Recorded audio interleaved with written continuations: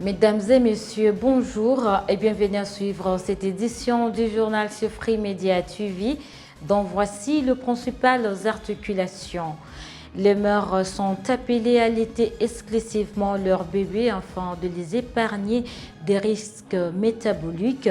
Message du docteur Mouaza Nagounia, spécialiste en pédiatrie, en cette semaine de l'allaitement exclusif. Le refus de billets usés plonge la population de la ville de Bukavu dans la confusion. La société civile interpelle les services publics. Mesdames et messieurs, c'est tout pour le titre. À présent, le détail.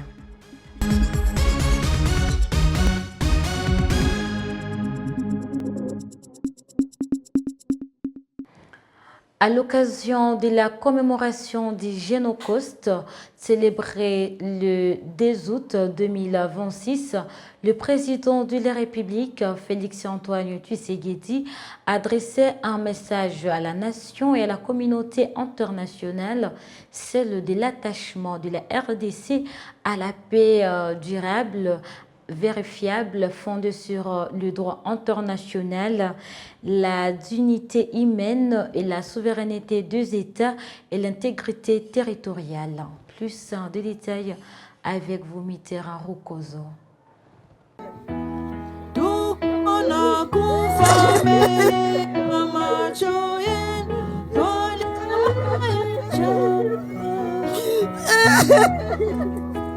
Larmes aux yeux, mémoire en flammes.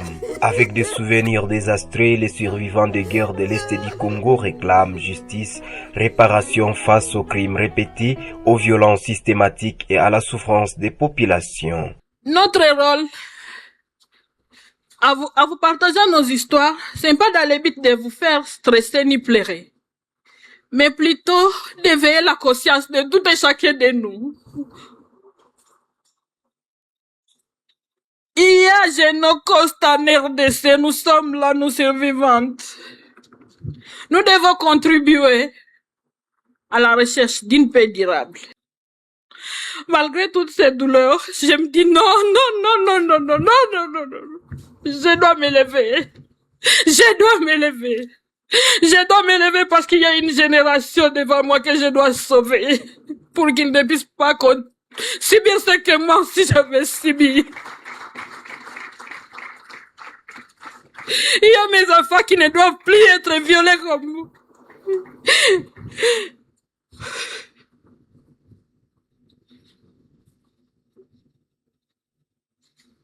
Pour le président Félix Tshisekedi, la République ne peut ni se taire ni se résigner. Elle doit établir les faits, préserver les preuves et identifier les victimes et honorer leur mémoire. Le chef de l'État a insisté. Cette commémoration n'est dirigée contre aucun peuple. Elle n'est ni un appel à la haine, ni une invitation à la vengeance. Elle ne vise pas à opposer les communautés, ni à imputer à des peuples entiers la responsabilité de crimes commis par des individus, des groupes organisés et des appareils de pouvoir. Elle affirme au contraire une conviction universelle. Il ne peut y avoir de paix véritable sans vérité, de réconciliation durable sans reconnaissance des souffrances, ni de justice lorsque la dignité des victimes est sacrifiée au calcul de l'opportunité politique. En ces jours de mémoire, le Congo se souvient, mais surtout il s'engage pour que la vérité éclaire l'avenir, pour que la justice répare les blessures et pour que la paix devienne enfin durable. Un enfant qui n'est pas allaité de 0 à 6 mois uniquement par le lait maternel est exposé à plusieurs risques comme la malnutrition, la fréquence de maladies, des troubles digestifs et des allergies et des troubles de croissance. Ce qu'alerte le docteur Mwanza Nangunia lors d'une interview nous accordée ce jeudi 6 août 2026 en cette semaine de l'allaitement exclusif. Instauré par l'Organisation mondiale de la santé OMS et le Fonds des Nations unies pour l'enfance UNICEF, la semaine de l'allaitement exclusif est célébrée du 1er au 7 août de chaque année dans plus de 170 pays au monde, dont la RDC fait partie. Elle vise à nourrir les bébés avec seulement du lait maternel pendant les 6 premiers mois de sa vie, sans les coupler à d'autres aliments. Contrairement à ce que recommandent l'OMS et l'UNICEF, certains choisissent d'opter pour les aliments supplémentaires à leurs enfants n'ayant pas encore atteint 6 mois de lactation, justifiant parfois cette attitude par la situation professionnelle qui leur oblige de reprendre les services en moins d'un semestre. D'autres le feraient par complaisance ou soit sans motif valable. Pour Mwanza Nangunia, docteur en pédiatrie, les risques auxquels l'enfant est confronté s'il n'a pas été allaité exclusivement sont énormes. Un enfant qui n'a pas allaité, il a beaucoup de problèmes. Parce que nous avons dit que le lait maternel renferme tous les éléments possibles. Et maintenant, l'enfant qui n'a pas allaité, il n'a pas reçu tous ces aliments-là. Et donc cet enfant, il peut tomber dans une situation de malnutrition, mais cet enfant, il prend les aliments qui ne sont pas adaptés à son type digestif. C'est pourquoi il peut faire des constipations, il peut faire des diarrhées, il peut faire même des vomissements, il peut faire des allergies, il peut avoir des troubles digestifs, parce que ce lait n'est pas adapté. Et comme je l'avais annoncé au sommaire de cette édition du journal, les refus de billets usés plonge la population de la ville de Bukavu dans la confusion. La société civile de Bukavu interpelle les services publics congolais, notamment ces jugés usés ou déchirés, continuent de susciter confusion et inquiétude dans la ville de Bukavu, alors que les autorités provinciales et urbaines avaient appelé à mettre fin à cette pratique. Plus de détails avec vous, Prosper Moubamboué.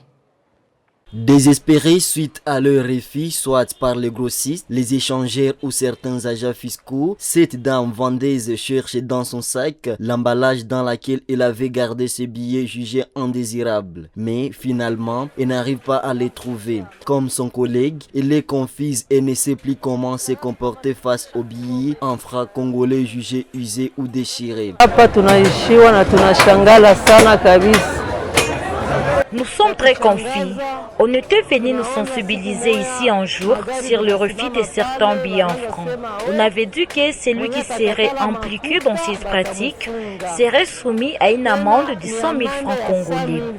Nous y sommes soumis, mais peu après, les taxateurs sont passés.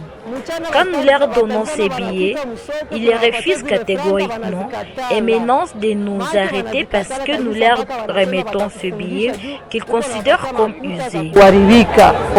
La fois passée, j'ai vendu un article à 20 000 francs congolais. Le billet n'était pas tout à fait propre. Quand je suis partie auprès des grossistes, tous ont refusé ce billet. J'étais obligée de courir aux changeurs qui m'ont soumis à une réduction de 3 000 francs congolais. Depuis lors, j'ai peur de prendre de tels billets.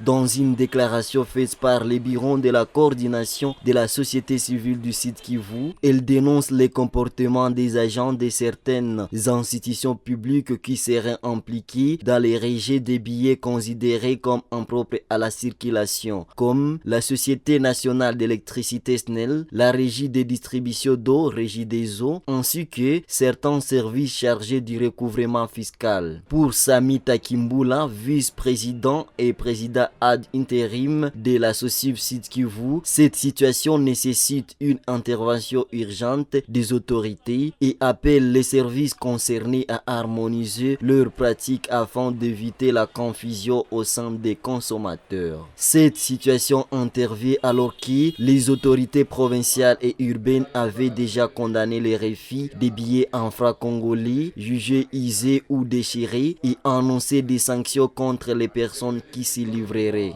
Et les lancements de la campagne de vaccination contre la rougeole, rubéole et la poliomyélite, initialement prévu le 28 juillet de 2026, est reporté au Sud Kivu. La division provinciale de la santé du PCC explique ce décalage par le retard enregistré par le déploiement des intrants nécessaires à la vaccination dans plusieurs provinces appartenant à un même bloc sanitaire que la province du Sud Kivu. L'interview du Dr Claude Baïzire, chargé de communication à la division provinciale de la santé. C'est vrai que la campagne qui devrait se dérouler du 5 au 9 avec le lancement le 4, avec le lancement le 10 de ce mois. Il y a eu plusieurs raisons, mais beaucoup plus on nous a exigé le programme de vaccination et l'archi de vaccination qui gère la vaccination dans le pays, que le bloc 3, donc les provinces qui sont dans le bloc 3, il y en a 11, devront vacciner au même moment. Donc on devrait faire une vaccination synchronisée. Alors il s'avère qu'il y a des provinces qui ne sont pas encore prêtes pour la vaccination. Soit les intrants ne sont pas arrivés totalement, soit des zones de santé qui n'ont pas encore reçu des intrants, ainsi de suite. Mesdames et messieurs, c'est la fin de cette édition du journal. Merci de l'avoir suivi. Merci pour votre fidélité et à la prochaine.